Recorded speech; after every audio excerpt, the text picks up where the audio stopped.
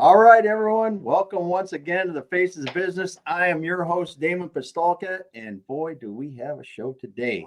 With me today, I have Ashleigh Walters from Onex Incorporated. Is that right? That's President correct. of Onex. Awesome. Ashleigh, great to have you here today. Yeah, thanks for having me on, Damon. Yeah, we're going to be talking a little bit about growing family businesses through acquisitions. We're going to talk about your background, your history with the company. You guys decided to use an ESOP to sell your company into an ESOP a while ago. I don't know if the right way I'm saying it, but we'll talk about that. We'll talk about your idea and why you've chosen to grow through acquisitions and some of the things that you're finding when you're doing that. So Ashleigh, tell us a little bit about your background and yourself. Yeah, sure. So I grew up in a very small town in Tennessee, and I come from a multi-generational manufacturing background. So grandparents worked in manufacturing as well as my father. And, that first plant visit I went on, the sights and the sounds, it just sucked me right in. And so I'd say it's been in my blood since I was 13 years old, if not before. Nice. Went on to obtain an engineering degree from Auburn University in a very small town in Auburn, Alabama. And so Yep. that small town just I'm a small town girl, right, at heart, for sure. Yep. So got the engineering degree, went to work in nuclear power. And then my father-in-law called one day and said that their pulp and paper technical salesperson had passed away unexpectedly. And so he wanted to know if I was interested in the job. So just so happened that kind of my minor in college was pulp and paper, and my dad worked in the paper mill. My grandfather worked in the paper mill, so I knew a thing or two about it. Wow. And so I ended up with a job in technical sales and started helping my husband, Drew, run the Southeastern division of the family business. And we went on to have two boys, and our first one came 6 weeks early. So I went from a working mom to a stay-at-home mom literally overnight. And went on to have a second baby. And then my father-in-law called again one day in 2013, and he said the CFO's left the company and he needed me to run it. So that's the quick rundown on how I got to where I am today. Very cool. Very cool. So whereabouts was it at that you went? I used to live in Tennessee, so I ask. Yeah. So I grew Whereabouts was it at? up in Riceville, Tennessee, which is just south of Knoxville and just north of Chattanooga by 55 miles. Yeah, I was gonna say must have been East Tennessee. Yeah, it was East Tennessee. That's beautiful out there. It sure is. Yeah. Sure. Yep. I lived near Jackson, so it's Western Tennessee. Yeah, that's the other side of the state. The other side of the state, not quite as pretty. Still rolling, still got some trees, but not nearly as pretty as the Chattanooga area. So, very cool. So, pulp and paper. What did you? That's quite an industry. So when you look at it and you see just the vast amounts of timber that move, that power all of what we use every day, what were some of the things in that industry that you really just realized getting into it and went, wow, I never thought of this? Yeah, so every time I talk about pulp and paper, I say, you can't tell me it's not a really super cool industry. We took a pine tree and turned it into toilet paper, And so lots of chemistry involved for sure. My background was chemical engineering, but just that process of manufacturing something, of turning something into something else, I've just always been drawn to. Yeah, so cool.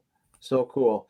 So your father-in-law called again, said, hey, come and run the company. Yep. What went through your mind when he said that? Now is not the right time. Was the first thing that went through my mind. My boys were 2 and 3 years old. Oh my goodness. Yeah. And we lived in Charlotte, North Carolina.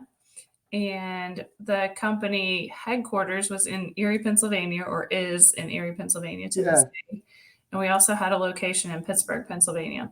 So certainly not ideal to try to run a company from 9 hours away. But I just knew in my heart, I talk a lot about having grit and grace, I think Mm-hmm. that's something that being raised in the South was kind of ingrained in us, right? That determination and perseverance, as well as some empathy and Mm-hmm. compassion. And so I really went back to those roots and grit, and I just knew I had to say yes. And it wasn't because of my family so much as it was because of the 50 families that were working for the family business that were Yeah. depending upon us to get this right, to fix this for Yeah. them. And I didn't know how I was going to do it. Once again, I have an engineering degree. I didn't have an MBA. I didn't have much management experience. But I really thought about the advice that my dad had given me when I got my engineering degree. I had the diploma in my hand and we're taking photos and everything. And dad says, "This is great, but you don't know much at all." And I thought, that really stings. I spent 4 years obtaining this degree. And what he Yeah. meant was he had spent his entire life as a production person, and he had management, what he called white hats, that would come on the plant floor and tell him what to do. And even when he knew that it was wrong and he knew exactly what was going to happen, they wouldn't listen. And so he said, go to the people that are closest to the work and ask them. They already know the solution to the problem that you're trying to solve. And if you'll just ask and listen and get them the resources and help remove the obstacles, you'll be so successful. And Damon, I took that to heart. I mean, I've done that in every position ever since. So he was right. I really didn't know much at all. I just want to stop there for a minute because your dad possibly right there gave you the advice to make any career Yep. I in absolutely manufacturing. It really is, because going to the people closest to the work and asking them what's wrong and how would they solve it, and just getting them what they need is 99.9% of what you need to do. Yeah. And I think a lot of leaders feel like they have to know everything, right? And it's just impossible. And you'll completely stress yourself out. Even company owners, right? Mm-hmm. When you grew the company up, you did know everything. But as you grew, there was a day when you didn't know everything anymore. You Yes. had to rely on others. Yes. And I think sometimes it's even better if you don't know. If you somehow like you getting thrust in a situation where you may not have known all the stuff is actually an advantage, because you can ask the questions that are so-called dumb questions, and then you're more reliant on others right away from the beginning because you don't know. Yeah, absolutely. So I read an awesome article the other day, and it was talking about how in these organizations, if you're trying to take a coach approach with people, but you as the leader aren't asking for help, you're not modeling the behavior, then you're not Wow. going to have people asking for help within the organization. And I thought, well, that nailed it. Right? Yes. Yes. Well, There is a question that somebody told me similar to what your father said years ago. It said, always ask somebody, what do they think? Because if they're coming to you with a problem and they're talking about a problem, well, what do you think? How would you do it? yeah. And when I was early in my career, I thought I had to know. Mhm. But once you make that shift and you start asking them what they think, first of all, I wasn't going to come up with that good a solution in the first place. But by empowering people and asking their opinion, the next time they might solve the problem on their own without even asking, and do it just like they need to. Yeah, I do think you find people, especially when you're moving from that command and control that we see a lot in manufacturing, right? Yeah. And as you're Yeah. trying to move to this problem solving culture, you definitely go through stages. So at first, they're frightened to tell you anything because they've been belittled or berated potentially if they have said anything before. And now you're asking their opinion and they're not real sure what you're going to do.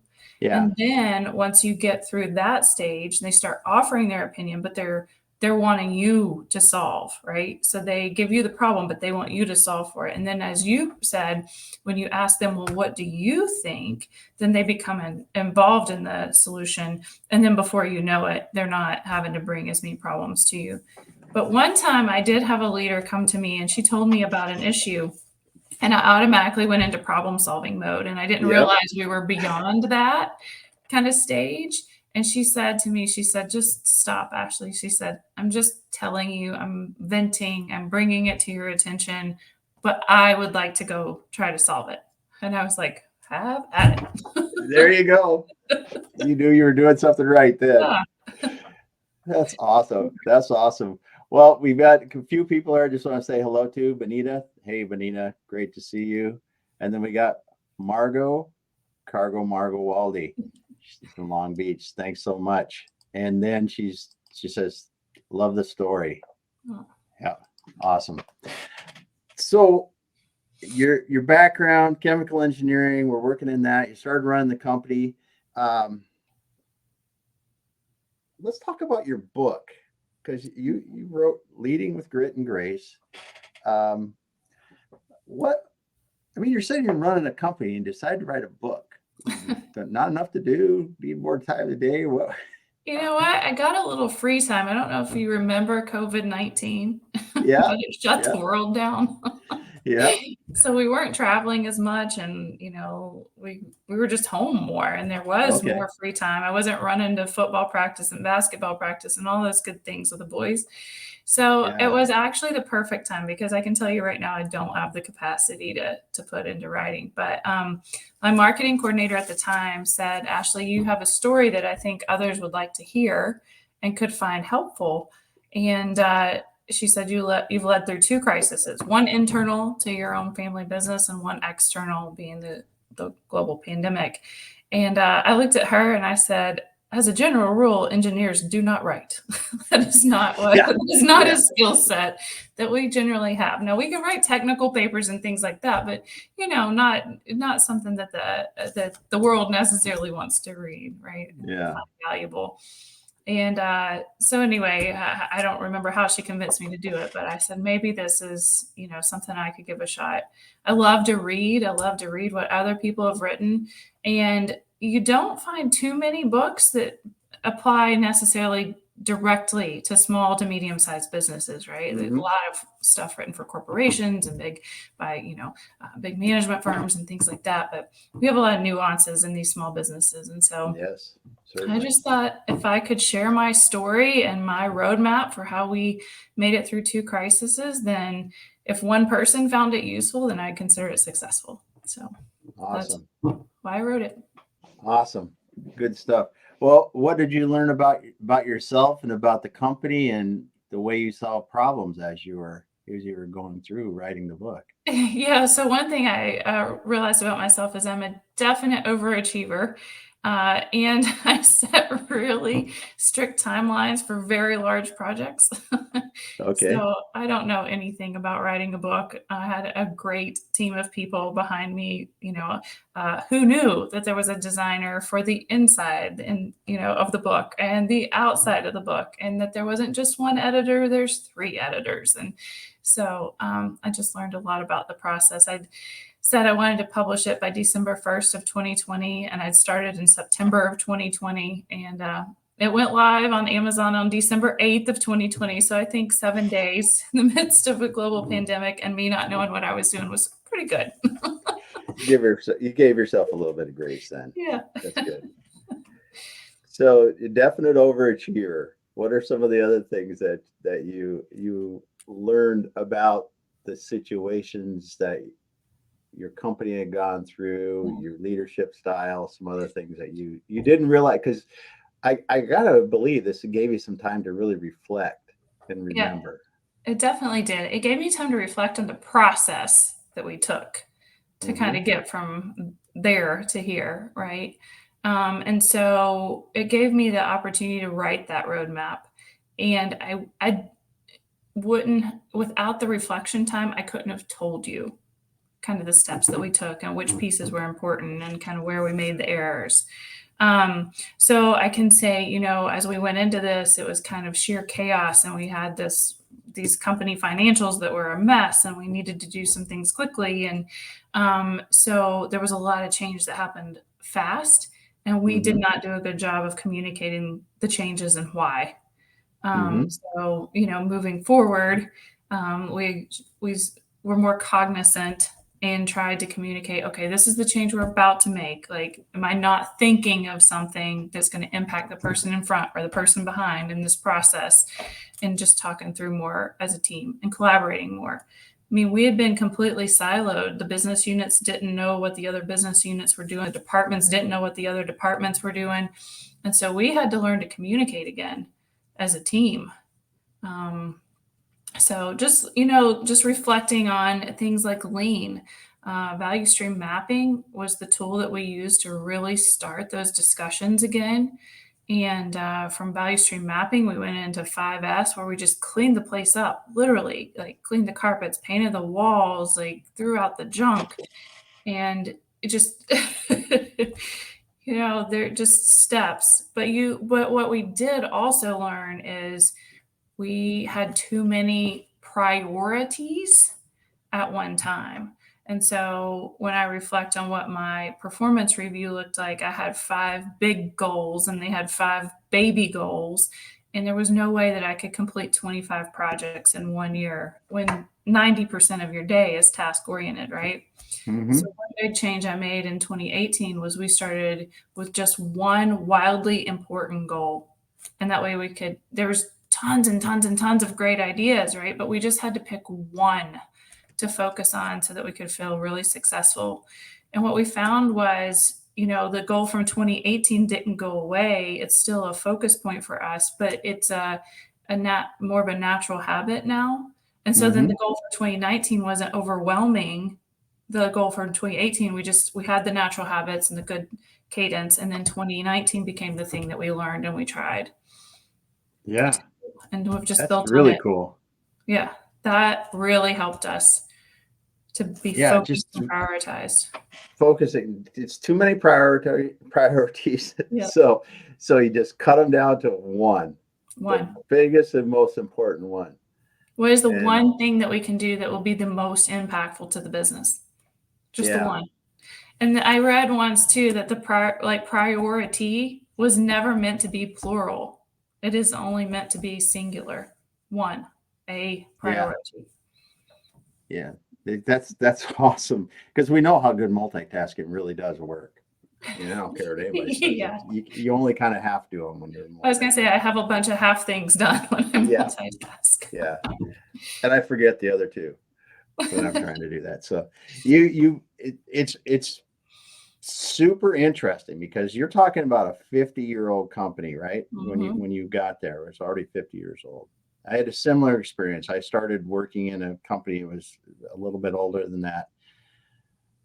The siloed things that were typical in companies before, the accountants didn't talk to the engineers and didn't talk to the customer service people, didn't talk to the production or the people working in the factories or working on the job sites. How difficult was it to get people to learn just to communicate? With each other or with me or both? With across the silos with you, rather than just kind of doing their own thing. So the way I got them to start communicating with me and trying to build that trust and rapport back was just asking the question, what frustrates you the most, or what takes up the most time in your day? And that really helped me figure out kind of what was wasteful. Because if they weren't feeling like anybody was looking at that report that was 50 years old, which nobody was, it felt like a waste of their time. And so we just started eliminating those things just, as quickly as I could, as timely as I could, getting them the resources, helping them remove those obstacles and barriers. And if it was ever something that we couldn't change, for instance, we are a supplier into the aerospace industry, so we have a process that we simply cannot change. Even though they have really great ideas surrounding it, I just say those are awesome ideas, but we can't change because, and we talk through it. And then value stream mapping was really the way that we got each other collaborating, because then you were talking to the person in front of you and behind you in a process, and you were saying, okay, if I could do this, would it make your life better or worse? And they were getting to have those conversations as a team. I'll also tell you, I did not sit in on the value stream mapping processes. So I don't know who gave me advice pretty early on, but they said, and it might have been the facilitator for value stream mapping. He just said, I find it's better when like the owner or the president or the head isn't here because they won't speak as freely. And so even to this day, I don't sit in on like our health benefits talks. I don't sit in, when people are trying to brainstorm because I don't want them to listen to my ideas. It's not the Ashleigh show, right? They have the answers. And so I just excuse myself and like get debriefed afterwards, but let them brainstorm on their own. Yeah, that's a great idea for the value stream mapping. I giggle when you talk about 5S because I was in companies when 5S started to come, and we had a large Japanese supplier in the first company I worked for. And it was a traditional, older industrial company, dirty, the old manufacturing kind of thing. And everyone thought 5S was crazy, right? Well, why do you want the floors so clean? Why do you want things that organized? And and you can take it to the extreme, having your desk, super organized, and your office supply room and stuff. And we did in a lot of cases. But I laugh about it because now the benefits of it are so well known and so well documented that it's weird to go into a place and not see them very clean and very organized.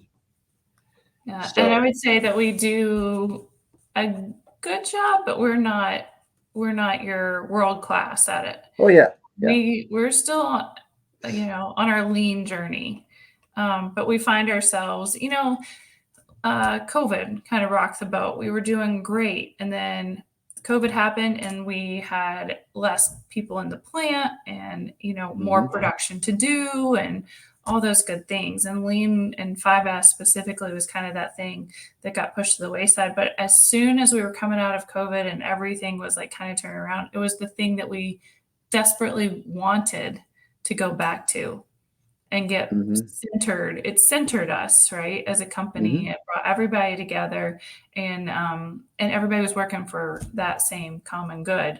So sometimes you can lose your way, but it's okay, right? It's kind of like a diet, right? You're going to. If you cheat on Monday, it's okay. You can start over on Tuesday. Yeah. So you're leading the company. You write your book. You turn things around. When did you guys? And was it before COVID or after COVID? You guys decided to do the ESOP? Yeah. So remember when I said I'm an overachiever? Yeah. It was in the midst of COVID that we decided. There you go. That's what I thought. Because I was thinking the timing through my head. So So Drew and I purchased. What was your reasoning for doing an ESOP or going? So Drew and I, when we purchased the company from his dad in 2018, it was a 4-year process of meeting with advisors and trying to figure out the best way to transition this business and what do we need to do. And, it's emotional for the seller. It's emotional for the buyers. It's hard on the organization. So we just knew when we purchased the business that we wanted to be really thoughtful about how we would exit the business. And so statistically, if you know anything about third generation family owned businesses, they're only 13% successful in that third generation. And so being the engineers that we are, we decided the statistics seemed like they were stacked against us. And so we knew that it was even more important to not just rely on our boys to be that third generation. And currently today they're 10 and 12, and one wants to be a shoe designer for Nike and one wants to be an aerospace engineer, neither of which are going to currently be helpful for the family business. Now, I know that can change 100 times over, but we just knew that this was something that we would face down the road. So in 2019, I sat on a succession planning panel, and I was there just to talk about going from first generation to second generation. But Kevin McPhillips from the Pennsylvania Center of Employee Ownership was there for the keynote. And so I stayed for the keynote, and it was just amazing, the stories about these ESOP companies that he told. And so I grabbed him at lunch and I asked him a few questions, and I wanted to know, what does Onex have to look like for this to even be a possibility for us? Because it wasn't a possibility for us when we were transitioning from the first to the second generation. And so I kind of told him, what we've been through and where we were. And he said, Ashleigh, I think you're there. And he said, if you're not, you're really close. And so we had a high level feasibility study done. This was the beginning of 2020 as we closed the 2019 books. And Kevin came in and he spoke to our leadership team on March 9th, right before the pandemic, right? And I wanted him to answer all their questions, and I wanted them to know what we were up to, because we're a relatively small company. I didn't want rumors flying that we're selling the business, And if they did, I wanted them to be able to squash them. Answer it. Yeah. So, and then the world shut down on March 13th. And so one of my leaders came and he said, well, I guess this means an ESOP is off the table. And I said, well, it was a good idea in February and it still remains a good idea today. It's good for the business. And so I said, we're just going to forge ahead. We'll just see, what we can do. And at that time, it was a 2-week shutdown, right? It was a flattening curve. Like it wasn't a 2-year expedition that we've been on.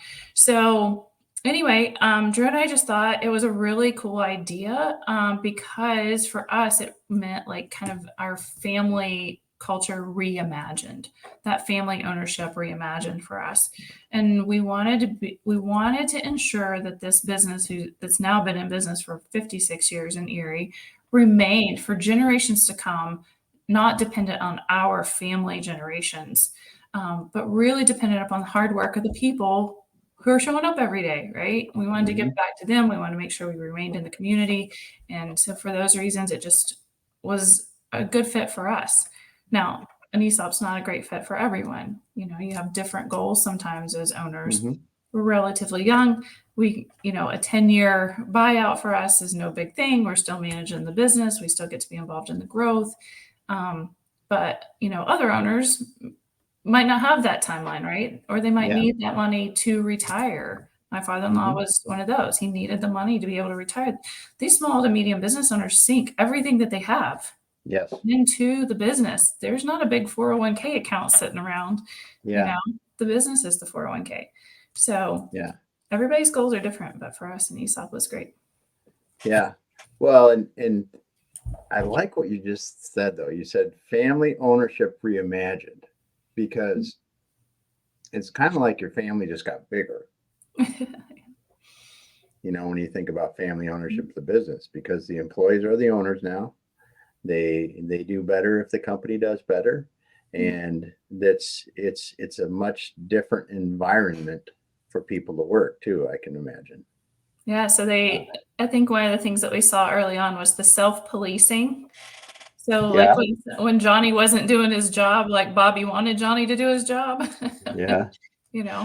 We saw some of that going on. Yeah.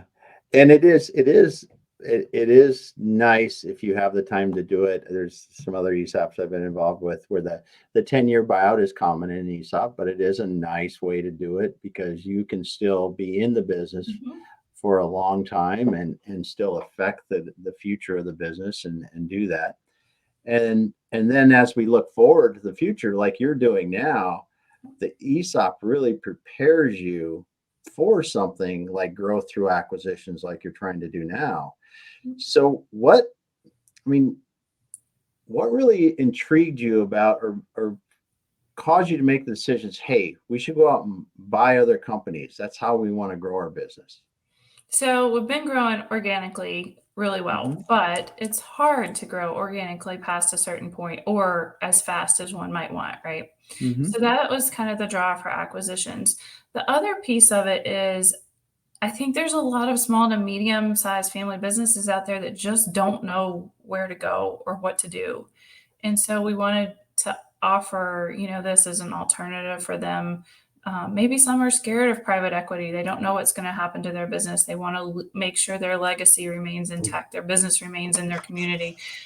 So knowing that we are an ESOP company and that's really important to us, like where you have those values that are very much aligned, would be kind of the business owners that we're looking for. So we've reached out to, several different companies over the last couple of years. We haven't made any acquisitions yet.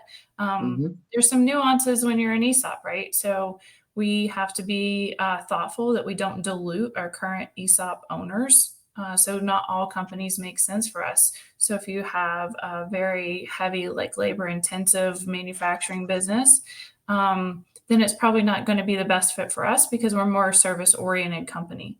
So you kind of have to look at that revenue per man or EBITDA per man and make sure you're not diluting those current owners or employee owners, I should say. Yeah. Yeah. That's interesting. So your intention is you're going to be able to grow faster through acquisitions and offer the owners a different legacy choice.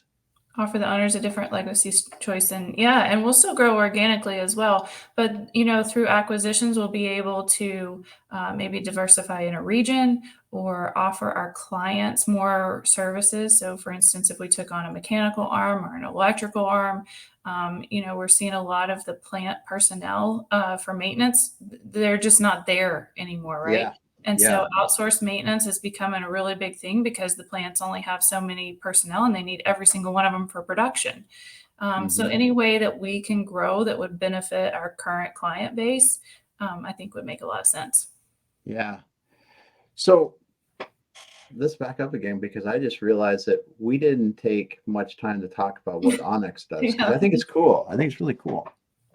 Yeah. So what does the company actually do? So we build and service industrial furnaces.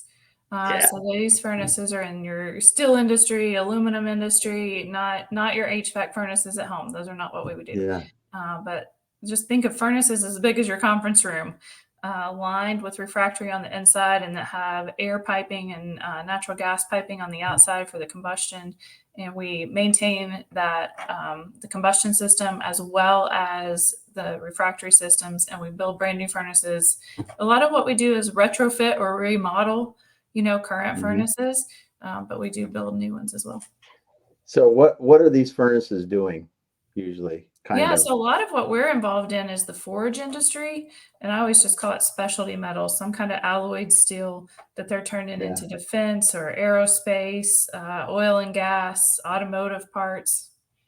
Okay. Yeah, so it's heating the metals up and helping them change the properties, something like that. Yeah, just think of a blacksmith. That's what a forge is, right? So they're putting the metal into these furnaces. It's glowing red hot. They're taking it out. They're putting it in a press or a hammer and forging it into some shape.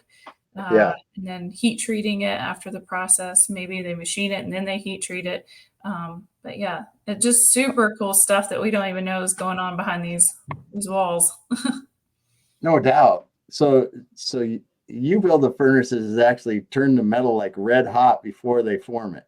Yep. Oh yeah, that's really cool. That's really cool. Very early in the supply chain. Yeah, and that is, I mean, I love seeing the videos of that type of metalworking because you can only imagine the heat around there, but it's so interesting how you can form the metals and keep different properties by doing that. So that's cool. That's cool. So you're looking to grow by acquisitions. Now, growth by acquisitions has been done horribly in the past in some cases. What you're thinking, you're looking more at things vertically that kind of helps your current customer base more. Those are the kind of things that'll complement you better.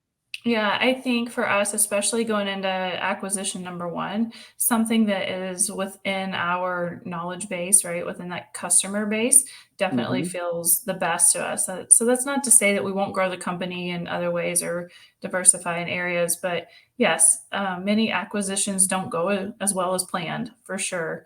And I think a part of that has a lot to do with like the culture of the company that you're acquiring and trying to integrate two cultures.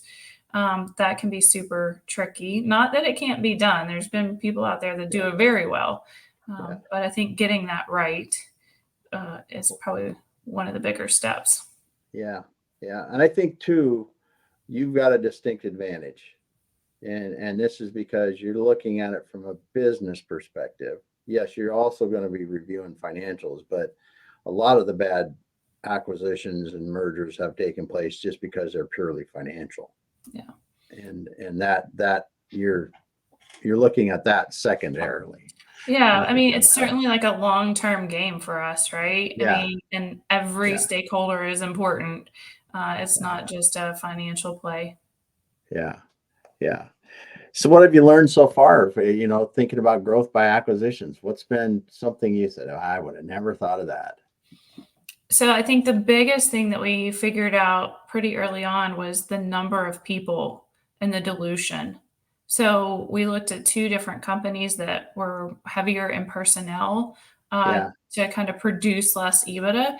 and we realized that we weren't going to be so if you can grow the company substantially and keep the same amount of personnel, then it makes Yep. sense potentially, right? But we realized as we grew the company, as we grew revenue, we were going to need more personnel to do it. So it just didn't make a lot of sense. I think also, I guess I would have assumed that when you reach out to business owners, they might be excited that somebody's reaching out and wants to buy their business. And so far, I don't think that's been the case, Mm-hmm. right? They're caught off guard. They haven't thought about it. But I think it's also just planting that seed that says, hey, we're here, we're looking, it makes sense to us for these reasons. One day, if it makes sense to you, give us a call. Yeah. Those are two great things. I think first of all, you understanding the ratio of employees or dollars of EBITDA per employee, whatever that number is, to give a quick understanding of, hey, this industry might not, this segment of the industry might not be a good one for us. Right. That's great because it allows you to get quicker to more acceptable candidates, and then learning too that business owners are caught off guard. They're in running that business. They're not thinking about the next 5 years or the next 5 minutes, really, in some instances. So that's cool. Yeah, yeah. So what are some of the things? So I've got about 17 things that are running in my head all at once. So I just need to slow down here. So what are you looking forward to in the next year with the business, with your growth by acquisitions? What are some things that you're like, man, I'm pretty excited about this? So I think some of the most exciting things going on right now is just we have an incredible leadership team, and growing these leaders Uh-huh. for succession is really super exciting. Just watching these leaders take shape and grow. I also think that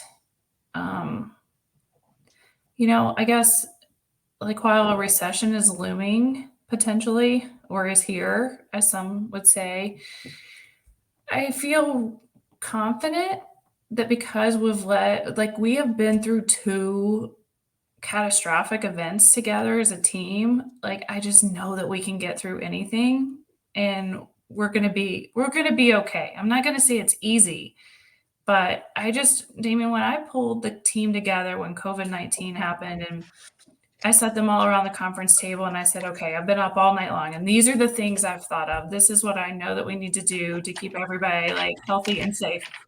What did I forget? What did I not think of?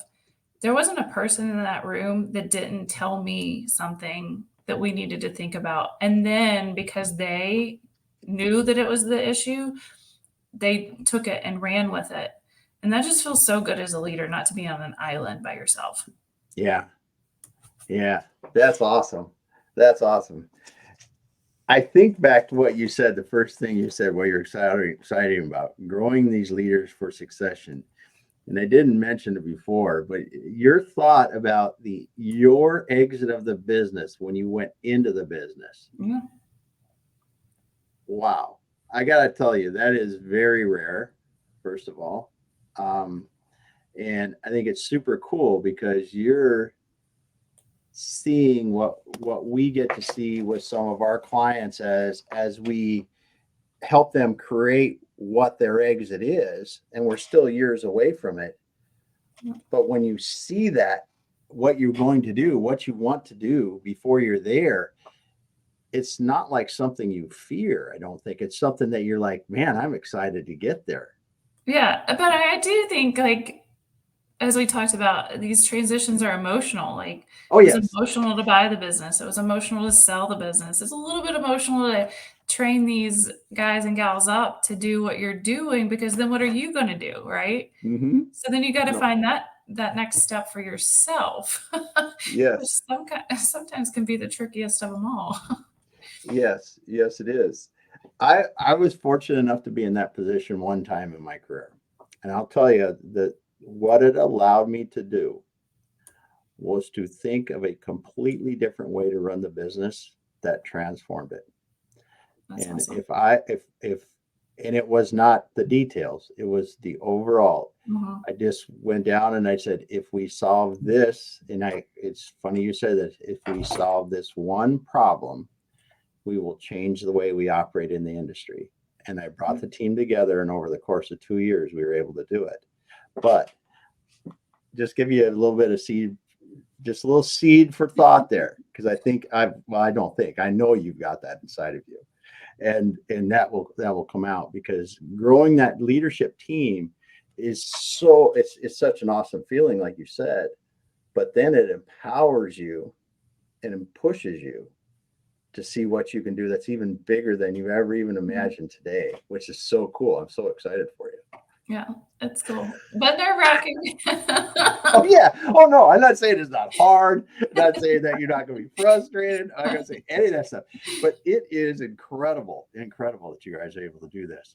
And so, with that being said, are you guys back to your growth by acquisitions? Are you you're trying to stay geographically in the Pennsylvania area? Are you staying in the Northeast? What are you really thinking there? So we can talk about that a little bit. Yeah, so I think, once again, going back to acquisition number one, it would feel good to have it close by, just because I Okay. think it's gonna, what I believe it will need to happen is that integration process. And I think we're gonna Mm-hmm. have to build that integration process the Onex way. And so if it's closer to us regionally, Yep. that makes that a lot easier. And then once we have that integration process, we'll kind of have a better feel, right, Yeah. to how to scale as we Yeah. acquire. Good.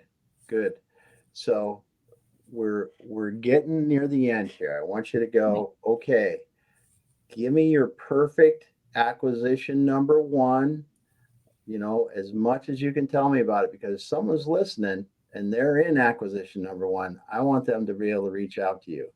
Yeah, so I think the closest I can come to acquisition number one would be probably the mechanical side of the business or the electrical side of the business. Those are two areas where we find ourselves called to do more and more work. And while we have expertise on the team, we just don't have as much expertise as we could use. Okay. So I think that those two would make the most sense. And those are mechanical or electrical service companies that are dealing with in the forging industry. I would just say in the industrial industry, like Okay. some manufacturing industry. It wouldn't have to be specific to forge, because if you think about your millwrights in a plant, Yep. they can fix all sorts of mechanical things, Okay. right? Okay. So mechanical or electrical services companies doing industrial work, yes, heavier industrial work. heavy industrial, yeah. Yeah, heavy industrial. Okay. And in the Pennsylvania area. Or we're right here on the Ohio-New York border, so kind of that Okay. tri-state region around Lake Erie. Good. Want to get that? The tri-state, Ohio, Pennsylvania, New York. Good. Well, hopefully someone's listening, because I think it would be fun to try to integrate with your company. I mean, I'm a little biased towards engineering leaders myself, but I think you guys are doing awesome at Onex there, and you are going to transition this into a new generation of owners, and I just your forethought by thinking of the fact that going from second to third is so difficult, and planning like you did, I think is going to be a really, really great decision. I can't tell you how many businesses that we talk with that it's barely gets to the second, and then it can die in the third. In fact, I interviewed a gentleman by the name of Mark Kramer a couple weeks ago that works with family businesses there in New York, and he can tell you a gazillion stories about it. And so I'm very excited about you, and I'm just waiting to hear what acquisition number 1 is for you. So what's next? yeah, that's what's next. Yeah. All right. Well, I'm so happy today, Ashleigh, that we could have you talk about growth by acquisitions, the plans that you guys have there at Onex for doing that, and learning more about your company. 56 years now in the forging industry, making those furnaces it's just awesome, incredible, just salt of the earth industrial work, because I just got to imagine what was some of the stuff that went through these furnaces over 56 years. Yeah, it's incredible. Everything from submarine parts to ship shafts to munitions, and it's crazy. Yeah, good stuff all over the place. Yeah. Well, thanks so much, Ashleigh, for being here today. We had Ashleigh Walters here on the Faces of Business, talking about growth of a family business through acquisitions. Ashleigh is with Onex. Look them up, check them out on LinkedIn. What's the website? It's onexinc.com, onexinc.com. All right. And if somebody does have that first acquisition in mind, how should they contact you? So there is a little video out there that tells just a little bit more about what Drew's and my mindset was on this. It's under the resources tab and under the Make Things Better page. And you can just take a look at that video and then contact us, through the website. Okay. I'm the one getting those emails, so I'll be happy to connect. Awesome. Well, thanks everyone for being here today. Thanks, Benita and Margot. I always say Cargo Margot because it's in her, but I know it's Margot. Thanks for being here today, and everyone else that was listening but didn't comment. We will be back again later this week with another episode of the Faces of Business. Thank you, everyone. Bye.